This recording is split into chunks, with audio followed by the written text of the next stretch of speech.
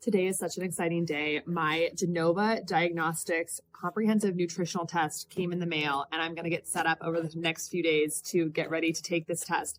I used to use a version of this test in my functional medicine private practice when I was practicing after I left the surgical world, and it was one of the most actionable, useful tests that I used in my entire practice. And now they have it so that you can actually order it direct to consumer through Genova Connect. So you don't actually need to have a functional medicine doctor to order this incredible nutritional test. And it's testing 125 biomarkers with urine sample, home blood spot sample, and a cheek swab that tell you so much. It tells you about your fatty acid profile, like your omega-3, omega-6 ratio, tells you about the level of amino acid in your body, various vitamins and minerals, toxic elements like heavy metals. It's really, really comprehensive and amazing. And one of the things that I love so much about it, I printed out one of their sample reports online, which are 13 pages. This is just 4 of my favorite pages, and I cannot wait to see these for myself. So they will tell you on the results overview page, they will walk you through some of the key aspects of health, like need for antioxidant support, mitochondrial support, inflammation support, toxic exposure, and then methylation balance. And I talk all the time about mitochondrial dysfunction. Our chronic disease epidemic is actually a mitochondrial crisis. So this will literally tell you which areas of your mitochondrial pathways need more support. Also tells you about oxidative stress and inflammation.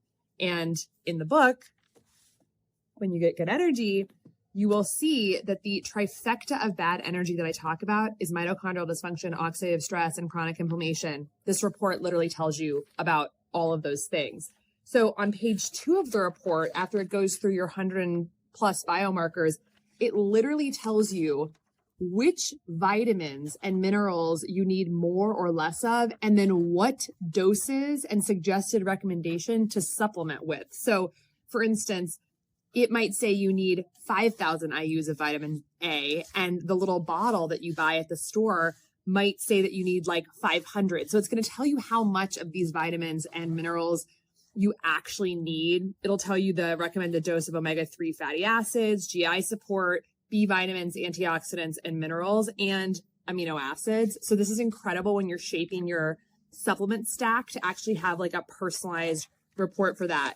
The other page that I love of the report, which I reference all the time, is the omega-3 metabolism and omega-6 metabolism, because something so interesting about omega-3s and omega-6s is that in order to convert from the upstream omega-3s and the upstream omega-6s all the way down to the like more bioactive versions like ALA to EPA and DHA, or linoleic acid down to arachidonic acid, they use the same enzymes to convert down these pathways, these desaturase and elongase enzymes.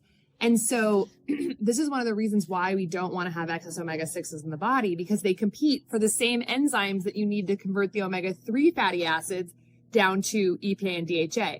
Well, something else that's super fascinating is that these enzymes require nutritional cofactors like vitamin B2, vitamin B3, B6, vitamin C, zinc, manganese, all these different regulators that are like lock and key cofactors to these enzymes. And this test actually tells you where you're at on your functional levels of these, because you may need to be getting more vitamin B2, B3, et cetera, to help these enzymes work properly. The super cool thing about the test is that they don't just say, oh, take supplements. They give you food sources and food recommendations to get these vitamins. The last thing I'm going to mention about the report that I love is it literally walks you through like high school biology, the mitochondrial citric acid cycle, the electron transport chain inside the mitochondria that generates ATP, and tells you where in these processes you might need more nutritional support. Like for instance, in the citric acid cycle, which is what helps create the intermediates that ultimately go into the electron transport chain, as you're converting from fumaric acid to malic acid, you might need nutritional support in that process. And it will literally tell you like, okay, you need more iron, you need more zinc, etc. So it's an incredible, detailed nutritional test that gives you lots of specifics about true physiology. And I absolutely love it. So this is the comprehensive nutrition test by Genova Diagnostics, by Genova Connect. And I'm going to walk you through how you actually do the test as well. So stay tuned. So I have not done this test personally in about 4 years. I'm so excited to do it again. I used to order it in every patient I had in my functional medicine private practice. So I'm just going to open the box and sort of remind myself what I need to do to take the test and also show you. So they give you some really clear instructions about how to collect the urine, cheek swab, and blood spot. But basically, we're going to be collecting our first morning urine in the cups they give us. And then we're also going to aggressively scrape the inside of our mouth with like a little Q-tip. And then we're going to wash our hands and do a blood spot testing, which is like a little finger prick with a little lancet. It doesn't hurt at all. And then dropping some blood onto a paper card, which then dries. So basically what you're going to get is this styrofoam box. Do not be intimidated. You also get a return like FedEx bag that you're going to send it back in. So in here, we've got the alcohol swabs and the Band-Aids. So that's going to be for the finger prick. Here's the 4 test tubes that we're going to be pipetting our urine into. Here is the bag that has the paper where we're going to put the drops of blood from the finger. We're going to use this little lancet to just prick our finger, super easy, and then drop the blood onto the blood spot collection and let that dry for 24 hours before we send it back in. And then the only other thing in here is a freezer pack that I'm assuming that we freeze overnight, and then we're going to put everything back in here. I'll just look at the instructions here. So 4 days before collection, it says consult your healthcare provider about stopping medications and supplements. So that's something you probably need to talk to your doctor about. I can't advise on that. I'll probably stop my supplements 4 days before, although I'll ask Genova for more clarification on that.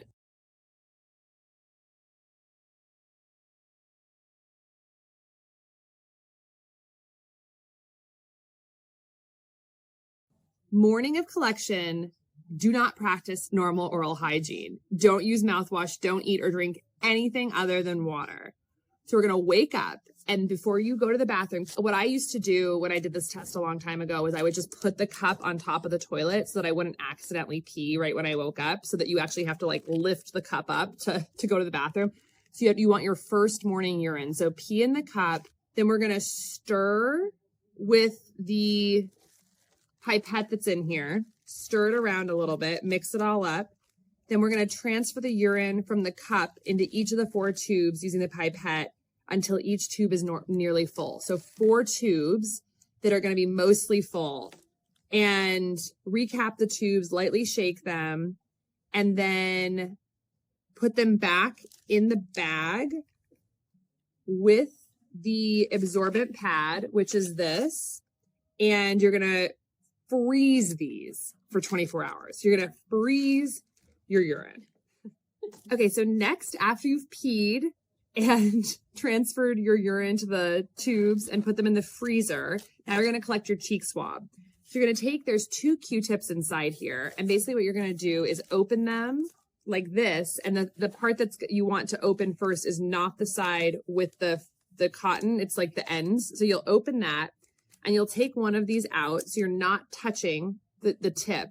And then you're going to take the tip and rub it on the inside of your cheek aggressively for 30 seconds, up and down, back and forth. And you don't want it to get super moist with saliva. You're trying to get tissue. So, don't try and get it really wet with saliva, just with the dry inside of your cheek, 30 seconds up and down, back and forth. So now you're holding it by the end of it. And I like to get like a glass or like a jar and basically have it on a table. And then you're going to set the Q-tip down like lengthwise on it and let that tip dry for 15 minutes. You're going to take the second one and do the exact same thing on your cheek, 30 seconds up and down, back and forth, set it next to the other Q-tip and let them dry for 20 minutes. Once those have air dried for 20 minutes, you're going to pick them up by their ends, stick them back in this tip side first. So the cotton part is down at the bottom. And you're going to take that and stick it inside this envelope. And that's what you're going to do with the cheek swab. Okay, so now for the blood spot. So I would say it's like after you've done the urine and frozen it, then do the cheek swab. Then you can brush your teeth. And then the blood spot. So you're going to wash your hands really well. They say for 20 seconds, dry your hands. To get the most blood, I will often do like a few jumping jacks or air squats to kind of get the blood flowing. They say hold your hand lower than your heart and gently massage the entire length of the middle finger for 30 seconds. firmly grasp the top knuckle of the middle finger for a few seconds, hang arm down and gently shake your finger. That stuff all definitely works. You're going to take the alcohol swab out of here and you're going to clean the tip of your middle finger really well. And then there's these lancets in here, which are what have the little needle to poke your finger. And there's like a little hole in the bottom. So you're going to remove the plastic and then hold that lancet against your finger and press down. And that's going to activate the lancet and do the little jab. And then blood, will start coming out. And then at that point, there's this blood spot collection card, which you're going to have sort of on the table, and you're going to milk the blood out, and you don't want to like smear it down on the paper. You're going to let the blood droplet form and then just gently touch it on the paper, and it'll sort of expand a little bit. And then you want to put enough drops that you basically fill the circle. And you can see an example here. They want it to look like this and not just like these little individual dots. So once you've done that for all four, and if you can't get enough blood from one finger, you can clean off another finger and use the second lancet to do it again. You're going to, once all four circles are filled up, you're going to let the card dry for 24 hours and then return it to the biohazard bag with the absorbent silica pack in there. And the silica pack is in this separate little bag in there that had your alcohol swab and your Band-Aid. So I think they want you to put this silica pack in the biohazard bag and close it all up. So now we've basically done all the collections, and then to return the collection pack, you're going to confirm that each tube has a completed label attached with date of birth and date of collection, and your stickers that you are going to fill out are on here with your date of birth and date of collection. So once you've collected all your samples and it's 24 hours later, because your urine has been freezing for 24 hours and your blood spot has been drying for 24 hours, you're going to take the urine tubes, the 4 tubes, out of the freezer and that frozen brick that was also in the freezer. And you're going to put the frozen brick into the styrofoam box, put your biohazard bag with the 4 frozen urine samples in there, put the top on. Then you're going to have another biohazard bag that has the silica in here, the blood spot collection that is now dry, and you're going to put the envelope with these cotton swabs also in there. And all of those are going to basically sit next to the styrofoam box, sort of on the side there. So you're going to stick all those in and then close up the box, make sure everything's labeled, all the instructions are on here. And then you're going to put this box into the FedEx shipping bag and send that all back. So it feels a little complicated, but hopefully this video helps you kind of think through it. You definitely want to sit down with a pen and read these instructions very, very clearly and make sure you're kind of clear on the whole process. But that's kind of the overview. And then you mail it in and you get your incredible results back probably a few weeks later. So very exciting. Enjoy. I'm going to be doing my test in the next few days, sending it back in and getting my results. And when I get my report back, I will go through all of it with you. I can't wait to share. I love this test so much. And I'm honestly so excited to know if there's any adjustments I need to be making to my supplementation for vitamins and minerals and antioxidants and omega-3s. So stay tuned.